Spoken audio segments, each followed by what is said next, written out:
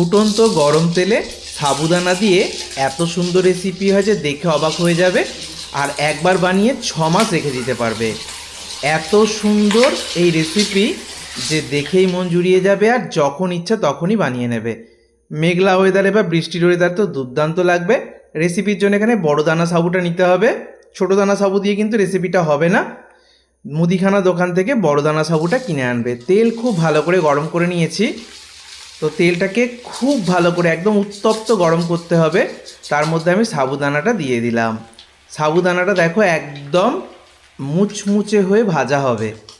দেখো একদম বড় বড় ফেনা তৈরি হচ্ছে। তেলটাকে কিন্তু খুব বেশি উত্তপ্ত গরম করে তারপরেই সাবুদানা দিতে হবে, তবেই সাবুদানাগুলো এরকম ফুলকো ফুলকো হয়ে ভাজা হবে। সাবুদানা কিন্তু ভাজার এই নিয়মটা অবশ্যই মাথায় রাখতে হবে।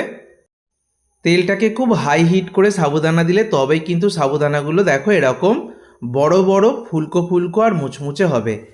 আর দেখিয়ে দিচ্ছি তেলটা যদি কম গরম থাকে সেক্ষেত্রে রেজাল্টটা কী হবে সেটাও দেখিয়ে দিচ্ছি। দেখো এক্ষেত্রে কিন্তু সাবুদানাগুলো ভাজার পর অত বেশি বড় ফুলকো বা মচমচে হবে না। এটাই পার্থক্য। তাই তেলটাকে খুব ভালো করে গরম করে নেবে। এবারে দেখো আমি এখানে নিয়েছি 1 মুঠো চীনাবাদাম। চীনাবাদাম ভাজতে একদমই বেশি সময় লাগে না। তেলের মধ্যে দেওয়ার 5 থেকে 10 সেকেন্ডের মধ্যেই ভাজা হয়ে যাবে। আর এগুলোকে তুলে নিতে হবে।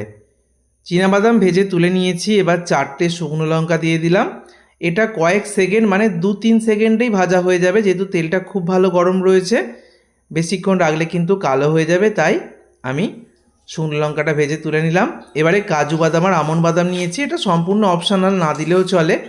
তবে একটু কাজু বাদাম হোক বা আমন্ড বাদাম যে কোনো একরকম বা দুরকম যদি দেওয়া যায় খেতে বেশি ভালো লাগবে। এটাও একদম ঝটপট ভাজা হয়ে গেল। আর নিয়েছি কারি পাতা। কারি পাতাটা তেলে দেওয়ার সময় একটু চড়বড় করে উঠবে, তাই একটু সাবধানে দেবে। তারপর দেখো যখন ফেনাটা চলে যাবে, ভাজা হয়ে যাবে, তখন আমি এই কারি পাতাটাকেও তুলে নিলাম। এই কারি পাতা চানাচুরে ব্যবহার করা হয়। তো এখানে দেখো যে সাবুদানাটা ভেজে রেখেছিলাম সেটা একটা বোলের মধ্যে নিয়ে নিলাম। তারপরে একে একে বাকি যা যা ভেজেছিলাম সবগুলোই দিয়ে দিলাম। এখানে চাইলে তোমরা একটু ঝুরি ভাজা, একটু ডালমুট অ্যাড করতে পারো, আমি সেটা দিলাম না। এবার প্রথমে একটু আমচুর পাউডার দিয়ে দিলাম। তারপরে কাশ্মীরি লাল লঙ্কার গুঁড়ো অ্যাড করলাম। বাড়িতে তৈরি করা চাট মশলা দিয়ে দিচ্ছি, কেনা চাট মশলাও ব্যবহার করতে পারো। আর সবশেষে একটু গোলমরিচ গুঁড়ো দিয়ে দিলাম। আর যখন খাবে তখনই সামান্য একটু লবণ মিশিয়ে নেবে। তবে এটাকে যদি স্টোর করতে চাও কোনো পরিষ্কার শুকনো পাত্রে এয়ারটাইট কন্টেনারে এটাকে বাইরেই 6 মাস পর্যন্ত রেখে দিতে পারবে। তবে লবণটা মেশানো যাবে না।